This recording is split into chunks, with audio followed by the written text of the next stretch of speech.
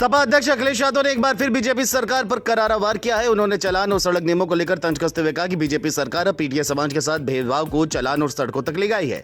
अखिलेश ने ट्वीट कर लिखा, पीडीए कहे आज का नहीं चाहिए भाजपा। उनका आरोप है कि भाजपा का वर्चस्ववादी रवैया हर जगह झलक रहा है और अब जनता पर चालान के नाम पर ज्यादती की जा रही है। नेपाल में बवाल के बाद अब भारत नेपाल सीमा पर भी अलर्ट जारी है। श्रावस्ती में डीएम अजय कुमार द्विवेदी और एसपी राहुल भाटी ने बॉर्डर का दौरा किया। श्रावस्ती के 65 किलोमीटर खुली सीमा पर एसएसबी और पुलिस लगातार गश्त कर रही है। सिर्फ यही नहीं, फ्लैग मार्च, ड्रोन कैमरे और एरिया डोमिनेशन से निगरानी बढ़ा दी गई है। स्थानीय लोगों की मदद से खुफिया तंत्र मजबूत किया गया है। पुलिस ने अपील की है कि संदिग्ध दिखे तो तुरंत सूचना दे और अफवाहों पर ध्यान न दे। प्रशासन का कहना है कि सुरक्षा को लेकर पूरी तैयारी है। बुलंदशहर से चौंकाने वाली खबर सामने आई है, जहां दावा है कि पहासू के पीएम श्री विद्यालय में सुबह 8:15 तक स्कूल का ताला लटका रहा। मासूम बच्चे बाहर खड़े होकर शिक्षकों का इंतजार करते रहे, लेकिन कोई शिक्षक स्कूल नहीं पहुंचे। बच्चों की ये बेबसी देखकर गाँव वालों ने स्कूल की बदहाली का वीडियो बनाया और सोशल मीडिया पर वायरल कर दिया। ये मामला अब चर्चा में है और लोगों ने शिक्षा व्यवस्था पर सवाल उठाए हैं। बुलंदशहर से लोकमंच के लिए कादिम राजपूत की रिपोर्ट। अगली खबर मेरठ से है, जहां हापुड़ रोड पर बनी अब्दुल्ला रेजिडेंसी कॉलोनी विवादों में घिर गई है। आरोप है कि कॉलोनी में हिंदू परिवारों के एंट्री पर रोक है। इस मामले में सोमेंद्र तोमर ने जमीन की जांच की मांग की थी। इसके बाद आवास विकास की टीम ने मौके पर जांच की और अवैध निर्माण पर कार्रवाई करते हुए बुलडोजर चलाया। अधिकारियों ने बताया कि कॉलोनी में नियम के खिलाफ निर्माण किया गया था। मेरठ में इन दिनों अब्दुल्ला रेजिडेंसी कॉलोनी काफी चर्चाओं में।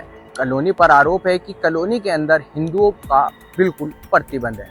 कॉलोनी के अंदर हिंदू ना तो फ्लैट ले सकता है और ना ही प्लॉट ले सकता है। इसको लेकर मेरठ के ऊर्जा मंत्री सोमेंद्र तोमर ने भी कॉलोनी को आदेश कराने के लिए बोला था, जिसके बाद कार्रवाई के बाद आवास विकास ने कॉलोनी की जांच पड़ताल की और मंगलवार को बुलडोजर लेकर कॉलोनी पर पहुंच गए। आगरा में किन्नर समाज ने एक मिसाल पेश की है। किन्नर सम्मेलन में समाज ने बाढ़ पीड़ितों की मदद के लिए 25 लाख रुपए का चंदा इकट्ठा किया। ये राशि प्रशासन और अधिकारियों के सहयोग से सीधे बाढ़ प्रभावित परिवारों तक पहुंचाई गई। माना जा रहा है कि किन्नर समाज का ये कदम सराहनीय है, क्योंकि अक्सर लोग इन्हें नजरअंदाज करते हैं, लेकिन जरूरत की घड़ी में उन्होंने आगे बढ़कर इंसानियत की सेवा की। इस काम से समाज को नया संदेश मिला है कि मदद के लिए दिल बड़ा होना चाहिए, पहचान या वर्ग मायने नहीं रखते। आगरा से लोकमंच के लिए रविंद्र सेजवार की रिपोर्ट। मथुरा से बड़ी खबर है, जहाँ नौझील थाना क्षेत्र के गाँव शल में जमीन के विवाद ने बड़ी वारदात का रूप ले लिया है। आरोप है कि यहाँ बड़े भाई संजीव ने देर रात छोटे भाई अजीत सिंह पर हमला कर उसकी जान ले ली। अविवाहित अजीत का शव गांव की सड़क पर पड़ा मिला, जिसे चौकीदार ने देख पुलिस और परिजनों को सूचना दी। मौके पर थाना प्रभारी सोनू सिंह पुलिस टीम के साथ पहुंचे और शव को पोस्टमार्टम के लिए भेज दिया। पुलिस ने केस दर्ज कर लिया है और एसपी ग्रामीण सुरेश चंद्र रावत ने जल्द गिरफ्तारी का दावा किया है। कल एक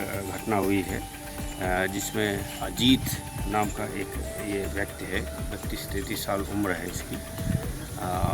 ये अभी इसकी हत्या कर दी गई है। अभी प्राथमिक जो पूछताछ की गई है उसमें ये पाया गया है कि अजीत के बड़े भाई जो संजीव हैं, इनके द्वारा ये हत्या कारित की गई है। मथुरा से लोकमंच के लिए प्रेम चतुर्वेदी की रिपोर्ट। गाजीपुर के नौनहरा थाने के सामने उस वक्त माहौल गर्मा गया जब भाजपा कार्यकर्ता ने थाना प्रभारी वेंकटेश तिवारी के खिलाफ धरना शुरू कर दिया। आरोप है कि प्रभारी जनप्रतिनिधियों और नागरिकों की समस्याओं को गंभीरता से नहीं सुनते और मनमाने ढंग से काम करते हैं। मामला तब और गरमाया जब बिजली विभाग ने गठिया गाँव में बिना समन्वय के खंभे लगाए, जिससे ग्रामीण नाराज हो गए। विरोध के बीच पुलिस ने कार्यकर्ताओं को हटाने की कोशिश की तो माहौल तनावपूर्ण हो गया। कार्यकर्ताओं की मांग है कि थाना प्रभारी को हटाया जाए। गाजीपुर से लोकमंच के लिए विपिन दुबे की रिपोर्ट। अमरोहा से खबर है, जहां सदर तहसील के विनियमित क्षेत्र का चर्चित जेई भानु प्रताप सिंह एक बार फिर चर्चा में है। कुछ समय पहले एंटी करप्शन टीम ने उन्हें पकड़ा था, जिसके बाद शासन ने निलंबित कर दिया था। इसके बावजूद अब वे दोबारा अपने दफ्तर में दिखाई दिए, जिससे लोगों में सवाल उठ रहे हैं। बता दें, तैनाती के दौरान उन पर गलत तरीके से नक्शे पास कराने और नियमों को दरकिनार करने के आरोप लगे थे। बताया जा रहा है कि वे हाईकोर्ट से आदेश लेकर दफ्तर पहुंचे। मामला अब बड़े स्तर पर चर्चा में है। अमरोहा से लोकमंच के लिए इकबाल अंसारी की रिपोर्ट। गोंडा से बड़ी खबर है, जहाँ शिक्षकों ने कलेक्टर में विरोध जताया और प्रधानमंत्री को संबोधित ज्ञापन डीएम को सौंपा है। दरअसल ये पूरा मामला सुप्रीम कोर्ट के आदेश से जुड़ा है।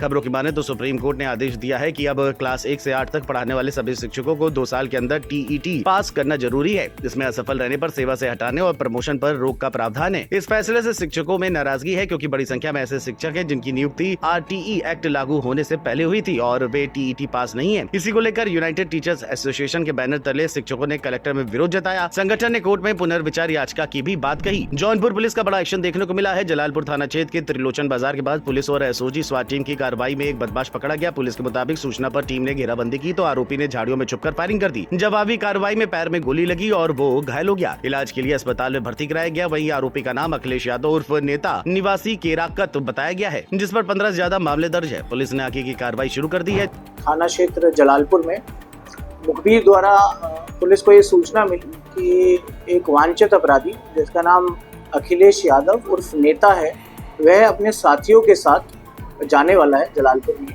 तत्काल पुलिस एक्शन में पुलिस ने तभी स्वाट और डेल्टा को भी ये इन्फॉर्मेशन दी। डेल्टा और स्वाट वहीं पास में ही मौजूद थे, तो तभी तीनों टीमें वहाँ पहुँची। तब पता चला कि नहर रोड से होते हुए अखिलेश यादव उर्फ नेता और उसके दोस्त हाईवे पकड़ के बनारस जाने वाले थे। जौनपुर से लोकमंच के लिए विवेक कुमार की रिपोर्ट। अगली खबर झांसी से है, जहां शहर कोतवाली क्षेत्र में स्क्रैप कारोबारी के घर हुई बड़ी चोरी का पर्दाफाश करने में पुलिस को सफलता मिली है। मुखबिर की सूचना पर पुलिस ने 2 आरोपियों की घेराबंदी की। इस दौरान उन्होंने भागने की कोशिश की और पुलिस को रोकना चाहा। जवाबी कार्रवाई में एक आरोपी शहनशाह घायल हो गया, जिसे इलाज के लिए मेडिकल कॉलेज ले जाया गया। दूसरा आरोपी पुलिस के हत्थे चढ़ गया। एसपी सिटी ज्ञानेंद्र कुमार सिंह ने बताया कि दोनों पर कई मामले दर्ज हैं और पुलिस उनसे आगे की पूछताछ कर रही है। मामले में कार्रवाई तेजी से जारी है। मुखबिर से सूचना मिली थी कि जो चोर उस चोरी में शामिल है, उन लोगों ने मुस्त्रा रोड पुलिया के नीचे सारा सामान छुपाया हुआ है, आज बेचने की फिराक में है। इस सूचना पर थाना प्रभारी कोतवाली की पुलिस टीम के द्वारा इनकी घेराबंदी की गई। अपने को घिरता हुआ देख जान मारने की नीयत से पुलिस टीम पर बदमाशों के द्वारा फायर कर दिया।